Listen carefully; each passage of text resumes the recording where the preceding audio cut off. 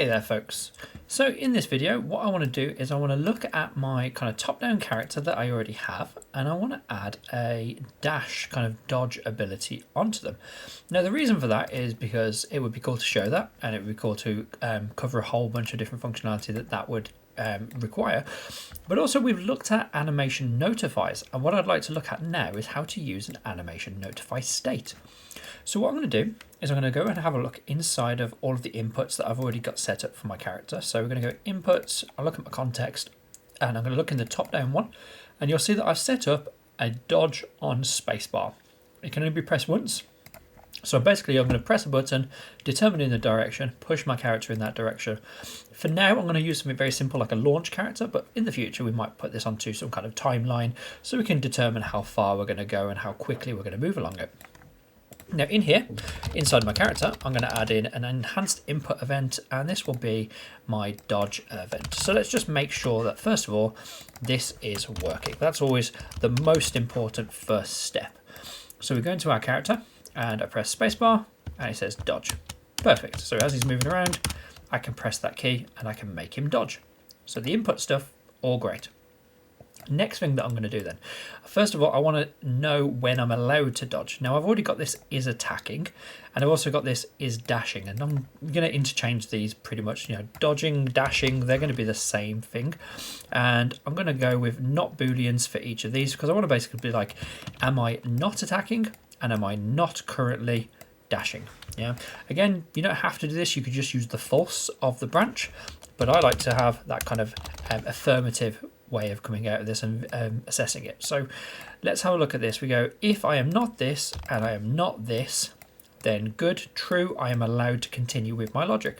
So if I'm not attacking and I'm not dashing, the thing that I am going to do is I'm going to set myself to be dashing. And what will I do then? Well, we are going to then look at using these jump nodes, maybe to jump our character to some kind of animation effect. So I'm going to drag in my animation component, get the anim instance, and I want to use a jump node to jump to a particular point. Now, as I've said before, you could use a override for this. With my top-down character, what I've tried to show you is the alternative method, which is using the jump to nodes. So if I just jump into here, into the jump to node, and have a look at where this is going, you can see that I've got to attack, and I've also got this to dash. So what does to dash do? Well, it goes directly into my dash, and let's have a look at what that actually looks like. So inside of here, you can see I have got this dash, and depending on which one of these, it's going to flash the different colors as he goes in that direction.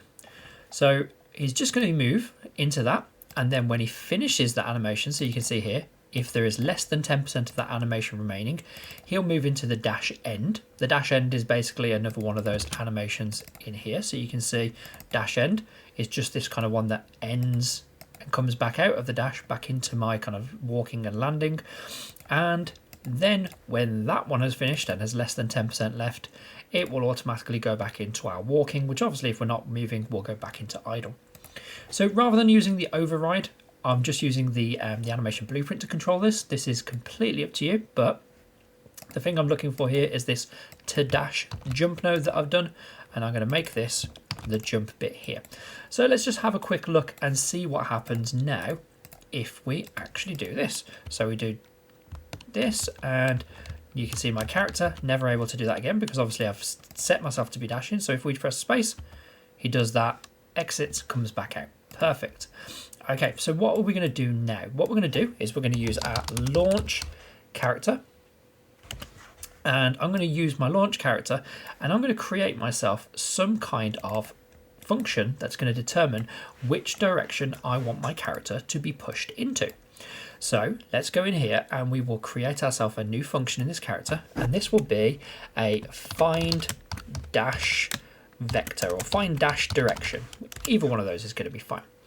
And all I'm going to do is basically work through a bunch of maths to output a vector for which way I should go. Yeah, so this will be our dash direction. Now, how do we do this? Well, we're going to take in the directionality value. And again, this could be our inputs because they work the same. I could split it, but I'm just going to keep it nice and easy for you guys to follow. So we'll break that into the X and Y values. And the first thing I want to do is I want to basically say, is this not equal to 0? And in fact, I want to do that twice because I've got some logic in here that basically just says, if it is this and it's equal to 0, then set the vector that we're going to be pushed out as one thing. And if it's not equal to 0, then use a different one. Well, how do we do that? Well, we know that already because what we're going to do is we're going to use a make vector to make ourselves an x, y, z. And to get the x value, I'm going to use a float. A select float.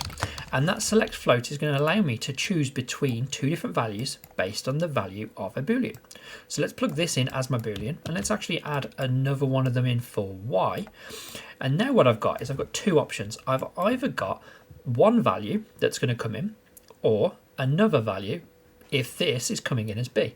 So what we're going to say, if this value, this x value, is not equal to 0, so that means it's 1 or minus 1, we're going to use that value and we're going to use it as a multiplier. Same thing over here. If my y value is not equal to minus 1, then we're going to use it as a multiplier. If it's not equal to 0, then we're going to use it as a multiplier. And we can actually leave these ones as 0 because what we're doing here is we're basically saying if we are standing still, then use it as 0. I don't necessarily need to have all this checked because obviously if it is 0, it'll be used as 0. But I like to show you that there are these options here that you can take in this directional value. And it's another one of those cases where you can make a decision on whether you should do something, whether this is 0 or not, or whether it has a value assigned to it. So what I'm going to do is I'm going to take these two values and they're going to be combined together into this vector. That vector, I'm then going to multiply it. And this multiplier, I'm actually going to right click here and change this one to a float. And the reason for that is I'm just going to multiply both of those directions, both of those values by a variable. So I'll promote that to a variable and we'll call this one the dash strength. And what value would work in here? We could go with something like 2000, 2500. I usually go for something that's a little bit higher just for my first test. And then if we find that it's a massive value, it's always easy to just wind it back. Whereas if you put something like 25, how would you know that this is actually moving if it's only a very minor little movement that your character's actually doing? So that is going to give us our final direction and the strength of that push. So that's going to be used now, if we go over into our kind of main logic, to actually push our character. Now, one of the things I want to do with this function, if I just select here, is I'm actually going to change this to a pure function. And the difference that's going to happen there, so if I just show you the difference between these two, and I could do this one with my find primary attack offset, is if it's pure, the logic doesn't actually go through an executable. It just runs, when it gets to here, it runs this logic and just outputs that. So I don't actually have to put it through the executable node. I can just use this to grab the direction of the push. Okay, so what this will do now is it'll push us in a direction. Let's have a little look. So we press spacebar. Okay, and it's not really pushed our character at all there. So let's have a look at how we can actually make this so our character does get pushed in a particular direction. Okay, so I've just tested that just because it wasn't running the first time and I just needed to just check it out. You can see that I've just added an extra rewrite, but you can still see that the X goes into both of those. And if I press play, I'm just going to make sure I click in here, maybe move and give it a directional value. If you haven't given it a directional value yet for movement, then obviously it's just going to zero out everything. It won't dash anywhere. So if I give it, and this is the right, and I press spacebar, you can see that my character moves to the right. If I press play, give it some left, it'll move to the left. Let's just check what it's going to do if we go for up. Well, that's going to go downwards. So one of the things that we might want to do here is obviously if you have got the kind of directional value going the opposite way, you might want to just take this downwards vector here and you might just want to multiply this by -1. Now, obviously this could go a bit earlier because, you know, if this was 0, we wouldn't need to multiply it. So this could either go in here and multiply there before we go into the select float, or it could come afterwards and we could do it based on the value that comes out. But if we just take this now and just compare it with the up, there we go, he's pushing. And you can see he does have just that little bit of a flash as he goes down, as he goes into that kind of dashing animation. So let's go back to our logic. Now that we've got our character being pushed in a direction, he gets pushed by the launch character, and we can use our XY override to basically say, even if you're moving in a direction, override that direction, because then it doesn't feel like it's being slowed down. if we actually are already moving in a direction, you can see that that takes over and provides the full force. Maybe if we were pressing in the opposite direction, we could override that to dash the other way. So that's quite useful to have. And then what we're going to do is basically put in our reset event. So set timer by event again. This set timer by event, I want it to have some kind of dash cooldown. So I'm going to promote the time to a variable. We'll go with dash cooldown. And this value could be anything that you want for now. Let's go with 0.4, just to give us enough time in between each one of these dashes for when we're allowed to dash again. I'm going to add off of the event, create an event that's going to be a create a matching event. And you can see that this is going to add in a new event for us, which I'll just call it the reset dash timer, or reset dash timing.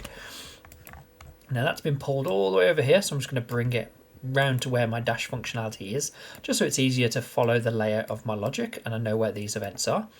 I don't need to change anything else here other than I might want to promote this just in case something happens in my logic where I want to say I want to cancel out of my dash, or I want to reset this. Maybe I pick up a potion that allows me to dash again.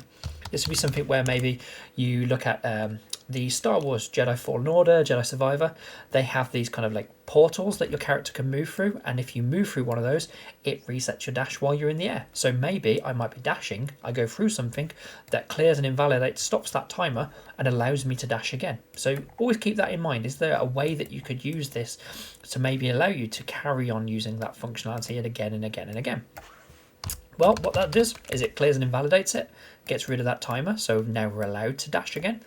And what else can we do? Well, let's set ourselves to no longer be dashing, and that should allow us now to basically go in here and press a dash, and we can dash and keep on dashing along.